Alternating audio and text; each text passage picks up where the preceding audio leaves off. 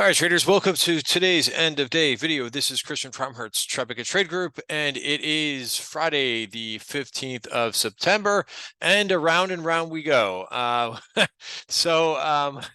That's probably the theme of this week, right? Up, down, up, down, up, down. Real strong day yesterday, decent breath yesterday, only to be hit hard today on triple witching. So that is very much living up to the hype of September, which is just whippy price action, not the best, trending price action. And I will go over that in just a second. Risk disclaimer in front of you. Everything that we're going through is for information purposes only, not giving out any advice or recommendations. Also, I've been talking about this week about our new program that we're offering. So let me go through that really quick with you, and then we will get to the price action for today. I will also recap the performance for the week, but here's the homepage of our website. You could go right over here to services and products, and you could see our new platform, Trading Edge membership. So this is strictly for swing trading. No day trading, basically, because I'm going to tailor this to much more of trade setups with basically that are based on technicals and some other factors. But you could see the membership price is $74.50, and then also for new members, right? If you want to try this out, I have a discounted price for you. You can get 50% off of that. You just use the coupon code TTG new. And a couple of the things that besides the trade ideas and watching me get into these trades as well, tracking all the P&L and the positions for what I get into, because I do take the majority of the trade ideas. You will also get midday notes with not only all the positions and with real-time P&L on them, but you will also get our midday note too, which also, as well as the end of day note, which comes with what our watch list looks like. And we kind of have it's kind of watch list slash focus list. There's always names that I want to track basically on our watch list, but there's also like a more of a focus list in terms of what I really have on standby in terms of what I want to get into, just waiting for the right trigger. So those are some of the things that you'll get. And of course, we have where we kind of provide the real-time trade alerts and chart updates and so on and so forth is in our Slack platform. So you could see all of this. Let's see if I can bring this up really quickly. So this is what you will see for trades, right? This is self-explanatory, entries and exits. This goes into the end of day spreadsheet that I track for open positions. Here's our trade ideas and charts channel. This is basically where I kind of present the idea, and then I may dig into it a little bit more, more in detail. Also, when I do get into a position for that day, you will get that on the midday. You will get that on the midday note with a couple more bullets about the price action and so forth, and what I'm looking for in the trade. So this is geared towards being fast in terms of getting through like the content that I put out on a daily basis, and being able to get that in an email that you can get through in about 30 seconds to a minute, depending on how much time you want to spend with it.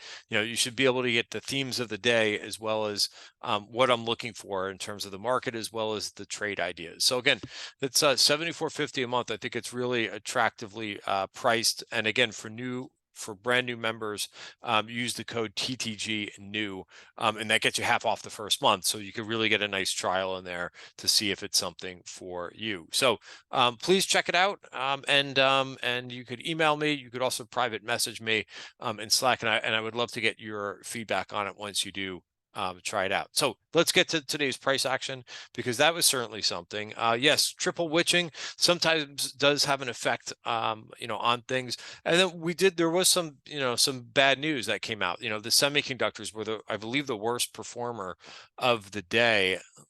And just fix this 1 second. There you go. So there was the story out by Taiwan Semiconductor that they are seeing some weak demand, and the semis were down 3%.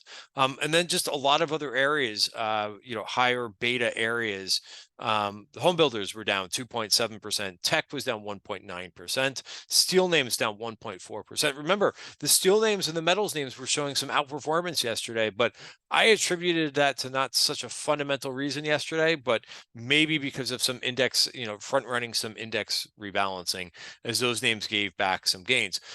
Also, look at what energy did today. XOP was down 1.7%, even though crude was up today. So some of these moves today, I am going to chalk up to triple witching and, a lot of volume taking place, a lot of moving around of parts. Now, the good thing about that is there will not be another triple witching on Monday, right? So all of that that you see, all the big volume, which is attributed to futures positions expiring on the open, those had to be offset with baskets of stocks, and all that, rebalancing, quarterly rebalancing for all of the S&P indices and NASDAQ.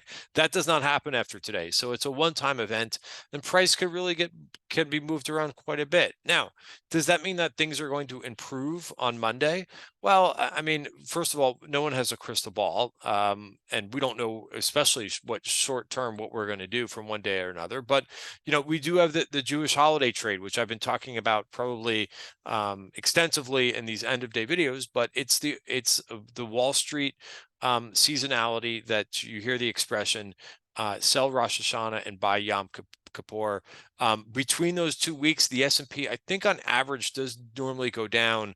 I think around 1 or 2%. The Stock Traders Almanac has a nice note out on that, but I don't know if they put any other years behind that, or if that's just on average. All I know for me, it doesn't really matter if it's 1.5%, 2%. I just know that the markets are weak, and you want to be cognizant of these factors. One thing that's been kind of interesting this year, and again, I don't know if that continues, but this year has played out in terms of really it's been following the seasonal signals very much, right? We know August is generally a weaker month, right? The market was weak in August. September is a weak month, right? That's playing out. If you look at the performance at this point, IWM is down 2.7%. The Qs are down 1.9%. Keep in mind, the Qs are still up 39% year to date, but that seasonality is really showing true to form for now. That can change, right? But it's one of the this year has been one of the years where I can honestly say, over my extensive Wall Street career, that I don't know if I've ever seen the seasonality play out so much to a T as it has been so far this year. But it is what it is. At least we know these things. And the other thing is, when you look at this price action, just like we said yesterday, right? It's like, geez, you kind of really begin to kind of doubt things, because the market has been, every time that you think that you kind of get a signal with this market in September, it goes the other way. And so yesterday the markets closed right around the highs of the session, but today you have basically a bearish engulfing. Now, we don't know if that gets any follow through on Monday, because again, there's so many events that went on today that I wouldn't be surprised if we get downside follow through, but I also wouldn't be surprised if we don't, because I just really don't really take many conclusions from triple or quadruple witching days, right? I just kind of say it's one day and it's definitely not a trend. However, I do want to be cognizant of that seasonality through the rest of September, or I think it's the 27th or 28th that it's Yom Kippur. So again, that saying is sell Rosh Hashanah, which is I believe today, and then buy Yom Kippur, which is the end of the month. Again, that's something that I've heard that expression for years now, and a lot of times it does live up to it's saying. So that's where we are for the S&P, and I would also say too, we're still inside the value area for the month. For the week, the SPY actually gave some pretty good signals. This is something that we went over in the trading room yesterday about, Once we got up to here, not being greedy, we took out the virgin point of control. That's the point of control from last week, which led to a virgin point of control because there was no overlap in this value area and last week's value area. But we went all the way down to the bottom of value and didn't do anything else for the day. So that's what makes some of these days really difficult, especially when there is this poor breath like we had today and just downside movement, is that sometimes we're not really, there's not a lot of trading opportunities once we spill lower. And I did capture this, I had SQQQ on, so I played this short move to the downside at the end of the lunchtime, 1 o'clock, once the algos begin to pick up some volume again. I did play that move, that last leg lower, but I took it off there because it did look like we were bouncing on that support that I showed you in the last chart. But yeah, I mean, this was at 1:30, and for the rest of the afternoon, it's nothing. I mean, there's nothing that you could really do as far as the trade opportunities that I see, because we're down for the day. There's pressure on the market. And it's very difficult at that point for the market. We just haven't been seeing too many reversal days, right? And plus, you don't know what you're going to get with, quadruple witching. By the way, look at all the shares that traded on the close today. Looks like that's 8 million shares that traded at SPY at the end of the day. Qs. All right. So again, same thing with the Qs. Like, there's just not much to do. What do you get? We talked about how these bounces happen around 12 o'clock, and you've got to be very cognizant once you come out of that 12 o'clock hour that the algos, once they come back online, again, what I'm referring to, by the way, is the VWAP algorithm, right? That's how it's one of the most commonly used algorithms on Wall Street. It's just basically used to execute an order over the day. It's a very simple order, but it uses the volume profile of a stock and over the course of a day, and stocks don't trade much at lunchtime, so it doesn't execute that order, much of that order. And then once you get to 1 o'clock, that algorithm starts to kind of pick up again and starts to trade, and hence you will continue with the direction that you were going with for that day. That's usually what happens, barring any other events. Of course, if there's something fundamental news story that comes out, that could change. But when you're absent of news, you trend down like this, you bounce a little bit during the lunchtime hour, and then you resume going down, is the majority of the occasions. Now, Qs, started to look like, hey, we're getting to the top of the value area. And again, you kind of had to take it with a grain of salt, because the last time that this happened, it had no follow through. So once again, no follow through. There's really been no follow through with any day. So that's bound to change. And again, I don't know if it changes based on today's price action, but we're basically back to where we were over the last couple of weeks, just in this tight range. All right. And inside the value area for the month. So, I want to talk a little bit about, because I don't really have a lot to talk about in terms of single stocks today, but, I just wanted to talk about, that's how difficult this price action is.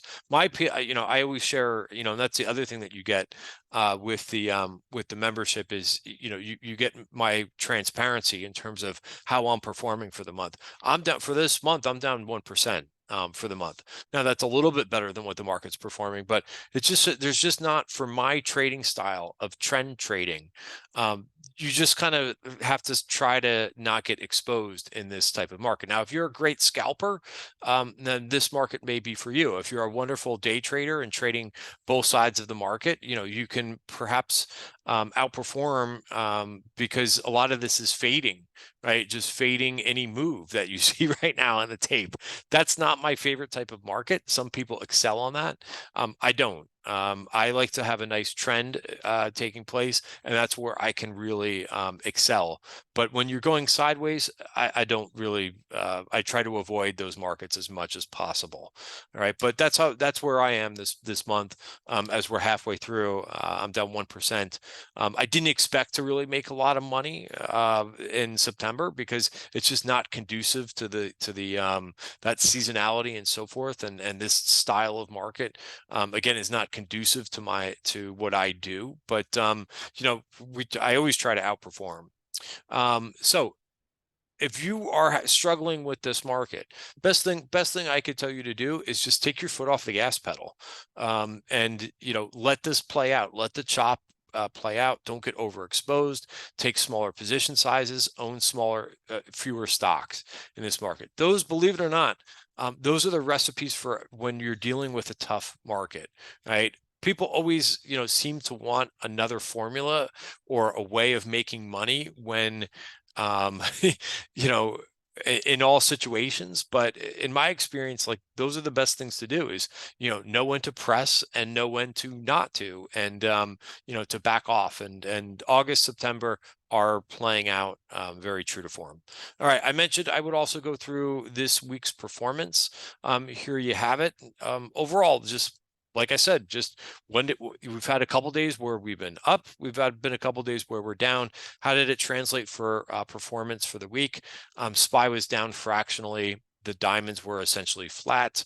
IWM was underperformed, but only down 40 basis points, and the Q's down as much as SPY. Emerging markets and international developed markets, they outperformed. Bonds were down again. That has been a cause of concern. The dollar was a little bit stronger this week, and value outperformed. What were the best sectors this week?